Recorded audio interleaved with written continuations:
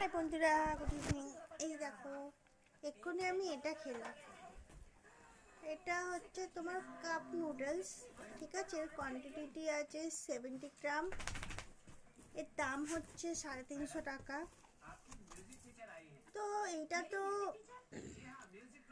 আমি কিনিনি, আমার দিদির ছেলে বানিয়েছে, এটা আমাকে দিল, ঠিক আছে। এটা খেলাম, এটা খাওয়ার পরে রিভিউটা তোমাদেরকে দিচ্ছি।